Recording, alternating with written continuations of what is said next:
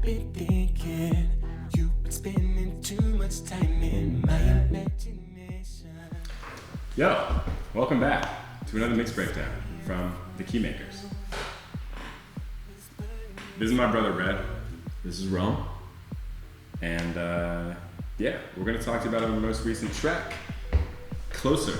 This is one bit different of a sound from us than our last 2 or 3 releases. So yeah, we're gonna dig in on some of the elements that went into it and give you a little background on the idea, when we came up with it, what we thought about it, how it developed into what it is now.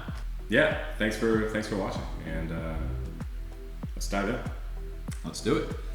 So first things first, I guess Rome, yeah, walk us through a little bit of the. So this song was one that I started before bringing it to the team, and it really started from, the concept of it started from a conversation on Bumble with a long distance woman who we were kind of talking and built some chemistry, and there was just this like tension there that was very, very strong. So that was the idea, but then the music behind it really came on one night, one session that I went really deep into just like the piano and trying to figure out some melodies. So that's the first thing we are going to show you. It was really just riffing, kind of a stream of consciousness. You'll see this went on for a long time. This was 38 minutes of just kind of trying to figure things out. We'll start over here, see what this is. Yeah, so like some staccato melody that sounds nothing like the actual Closer that you know. But you know, everything starts somewhere. Have the chord progression here. So this is the part of the night where I think I kind of finalized the melody of the hook.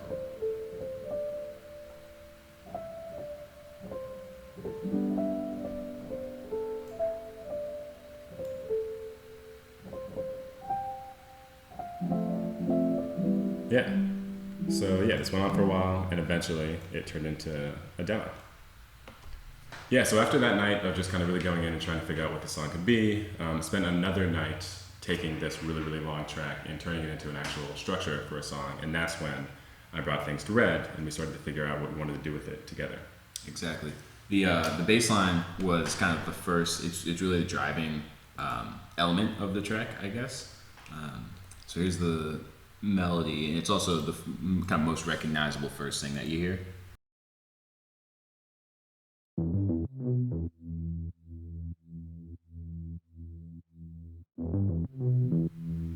Right, so we were working with that and did a little bit of sound design on it. I mean, it's really not,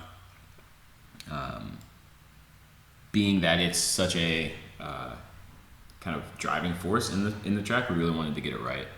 So there were probably like 20 iterations of this bass, just us tweaking, you know, cut off, attack, all sorts of things with the actual sound, and then layering it, of course. So the layers independently sound like this. I'll switch off in between them.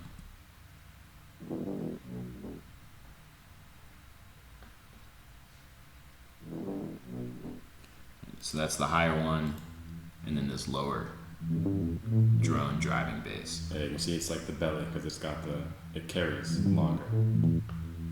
And then we'll talk about this in the drop as well, but there's an additional layer of higher bass. And the higher bass part sounds a little bit like this.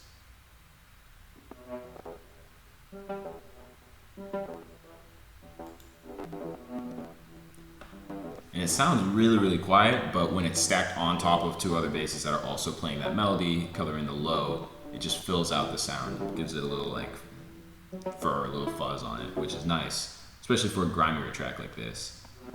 Yeah, so this bass, all the stuff we have going on in the drop, the way the bass kind of moves around,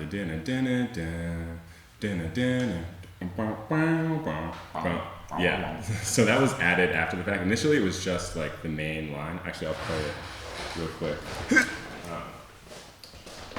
Because this song started out on just the keyboard, so.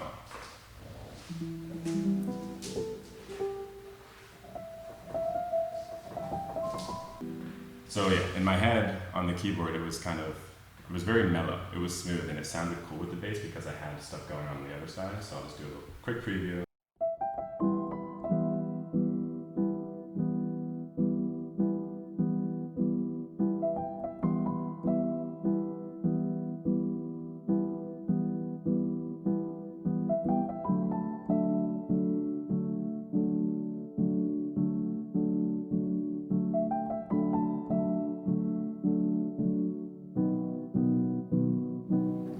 was like where the song started, and it sounds okay when it's like just the piano, but when you for the drop, because the drop is such a powerful moment, it just doesn't bring enough.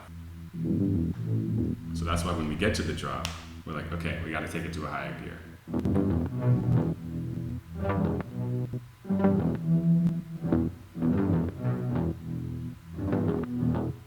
Yeah, it's got so much more character. You know, with kind of Should we say it? no, it's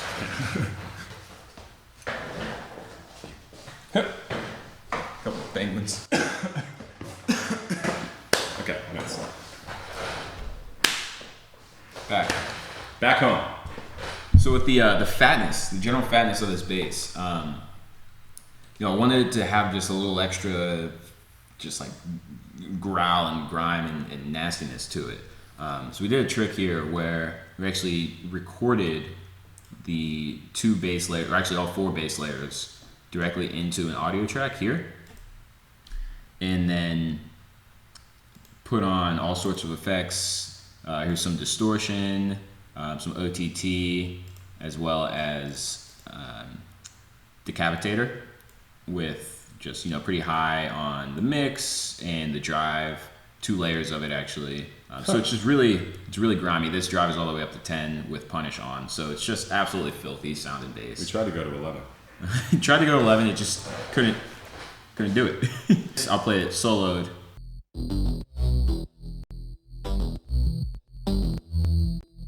So it's just, you know, it's just hideous.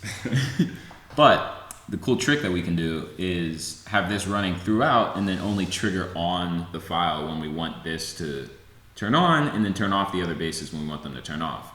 So then that will sound a little bit like this.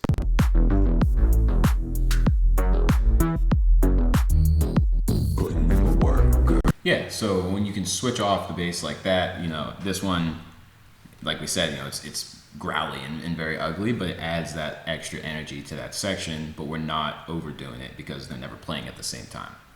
So it's a nice way to kind of jazz things up, keep it interesting, and then add that kind of growl to it. And that's kind of inspired by one of our biggest inspirations that we'll talk about a little bit later, but he does a lot of kind of cool things like that throughout the course of a drop to keep it interesting, so that it's not just, you know, one bass line driving throughout the whole track. So with that bit of a cliffhanger, but we'll move on to the percussion, and then we'll talk a little bit more about that same inspiration that I was talking about with the growly bass. Yeah, so the percussion in this song, this is a little bit different than the last couple of tracks we put out in terms of how much percussion we have in it, like how many different types of sounds and how much they're happening throughout the track. We wanted to keep this one a little bit more sparse in terms of, you know, the kick and the clap and the different hats going on. And yeah, Red mentioned this, but Zoo is an artist that we really love, and his most recent album, he's got a lot of really cool drops and like kind of different ways of approaching percussion, a lot of added elements, which we'll talk about. But one thing that we wanted to carry over from that song to this one was a little bit more of an open drop. So we'll play that real quick. Closer.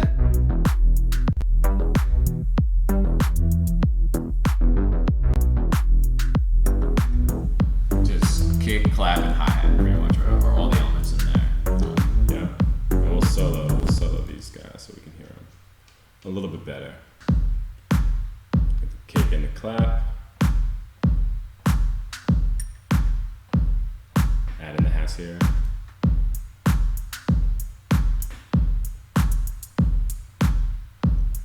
So yeah, it's a groove, but it's not like, you know, some house tracks and, you know, our last couple of tracks where it's like every space is filled with a percussive element and it's really just like maintaining that groove. It's a little more sparse. But what we did want to add on top of those things is something to really spice it up, make it more memorable, but also kind of build off of some of the growly kind of, you know, what's the word you use? Vicious stuff that we have going on in the bass line. So we can take a look at these guys too. Yeah, to add that little extra viciousness into it, we added in some kind of extra high level percussion. We'll hear it on this fill in the middle here.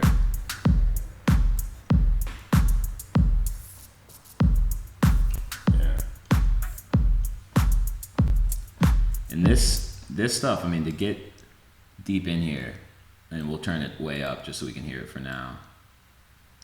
This is like, it's called data mosh, so it's just like a computer going absolutely haywire. We'll drag it out a little bit longer, and apologies to your ears for this.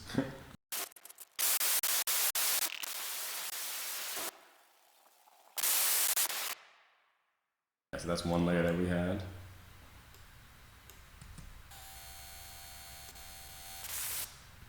All right, so just crazy noises that aren't, in a traditional sense, musical at all or tonal in any way, but they add not only percussive element to it that kind of keeps things interesting for the ear, but it gives that overall sense of like losing control of like things that are kind of flying off the rails.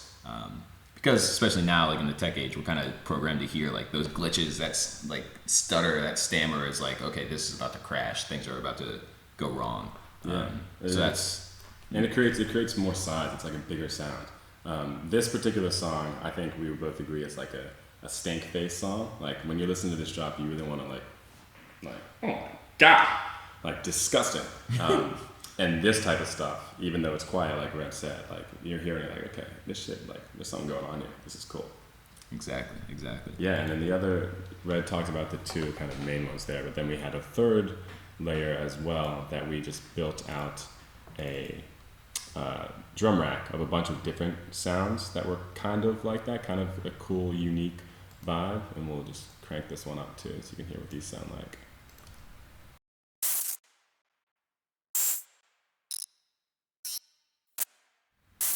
So like really weird sounds. So then, so one thing that you'll notice in both drops, and this kind of tags along with the same melody as the bass, and I believe Rome was the first one to kind of come up with this concept, and it was something that we heard and we were like, oh, like snap, we gotta put that in the track. So we'll play this for you soloed out, and then this comes in halfway through the drop.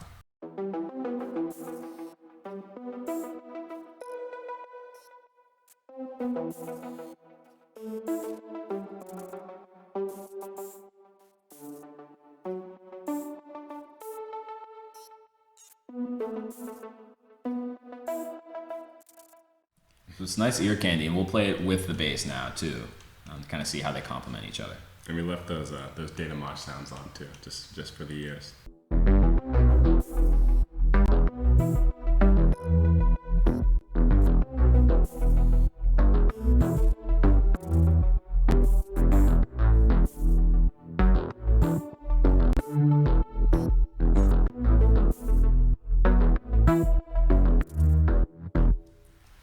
Having that extra high frequency in there, one, it complements the bass, but with the delay we have on it and everything, it starts to feel really spacey and kind of ping-pongy, bouncing around the space. So yeah, we thought it worked out well, and like I said, it was something that Rome put on, and we were both like, oh, like let's keep that on. Right, so, let's finesse the sound and make sure it really fits with the rest of what we have going on. So talk about the synths a little bit. Now there's a portion of the track that's driven by these chords. So let's dive in on that a little bit. I mean, we have a bit of a cool story behind this too. We'll play the section and then we'll talk about a little bit about what went into it.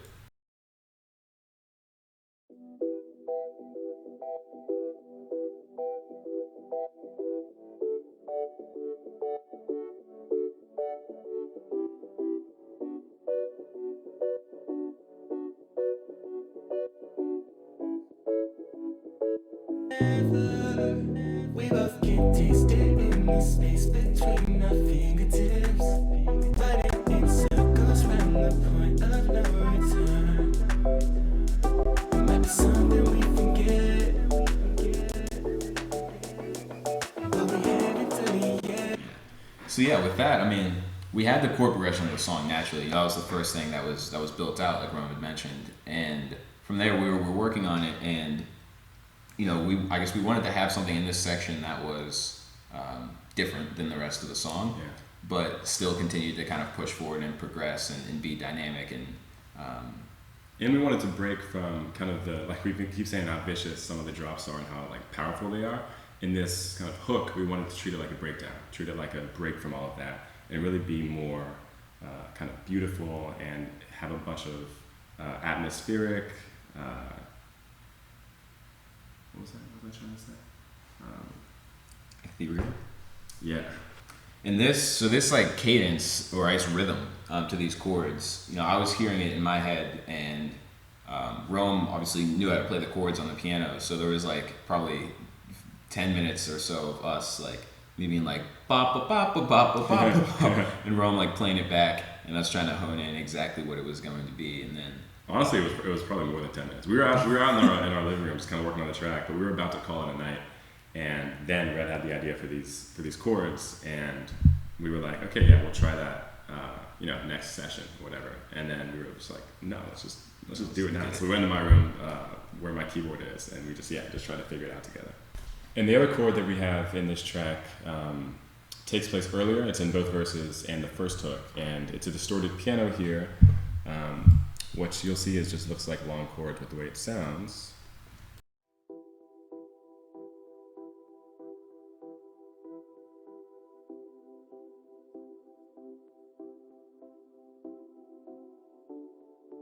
And then we really wanted to make things like start to get a little dancey, but also mysterious in the hook. So we added these, which used to be one track.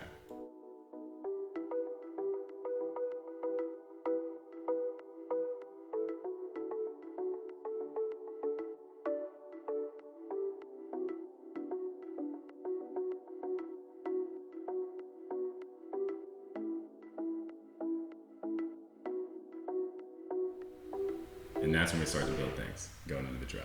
So yeah, there's the chord section. And then the next one we want to talk about is the sax. Obviously a bit of the highlight of the second half for sure of the track. And a bit of a fun story behind that as well. Yeah, so this was the last addition to the track. We were pretty much done. I mean, we were sending it out for feedback. We were asking people, what do you think about this track? We were about to send it to distribution. We said to them, hey, what do you think? And one of our buddies, one of our ex-colleagues, associate. So a friend of ours sent it back, and he said, no, that's not how it happened. Yeah, so we were about to send it. Let's start over. So what really happened was somebody came back with some feedback, and they were like, I can really dance to this track. You guys should extend the drop another 8 bars. Keep people dancing. And we were like, maybe. But what we also thought about was if we did do that, maybe we want to add a sax part. Since we're just out here dancing, we love to add new elements, let's do it. So from that, we stemmed this melody, which I was able to plug in just through piano, like Yeah. And then from there, Rome was like, yeah, totally, I can play that. Easy. And then we recorded it in. Really, really enjoyed it. Really liked it. Verbed it out. Bathed put on some effects. it in reverb. Bathed it. And then the associate that I mentioned, aforementioned associate, he was like, hey, this is so cool. This is one of the coolest elements that I find in the track. So why don't we have a little bit of it sooner? Yeah. And that's how we ended up with some sax in the second verse, Yeah. which we will hear. So let's dive in. So we'll play the sax by itself.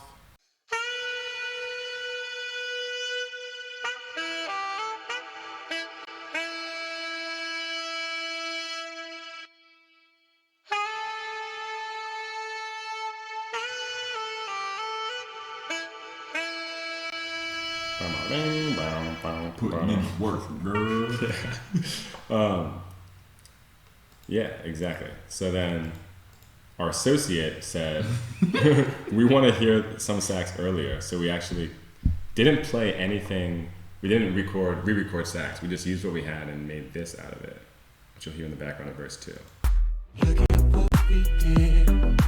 Standing at the intersection. What else can we give?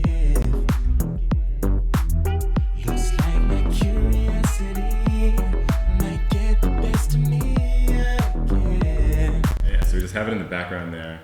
A little bit of a foreshadow, you might say. Mm-hmm. It's coming. Watch out. So yeah, I mean, that's how the sax got in there. So, shout out to our family friend who suggested extending it. Family friend. No, that's Uncle Ren, who was like more. Oh, true. Shout out to the family friend who wanted to extend it, and also shout out to our buddy who was like, hey, let's have this a little bit sooner in the track. His name's Aaron. Yeah, Aaron. Thank you, Aaron. Appreciate it. Shout out to my guy. And then we just tied it all together, mixed it in. The sax was the last one to join the party, so that was just something we added to a mix that we already had. Sent it off to get mastered, and the rest, our friends, is history. Yeah, so now the song's out. Like Red said in the beginning, we really appreciate the love we've been getting so far, so thank you for that. Now you know a little bit more about how we made it. And yeah, any questions about anything, just hit us up in the comments. Say hi to us on IG. You know the drill. Hit us up in the comments. Follow us on IG. Yeah, I got this. The sun is creeping up towards my face, so we'll get out of here before I gotta throw We gotta run. my sunglasses on. Yeah, we'll catch you next time. Thank you. Absolutely. Much love. Cheers. Closer.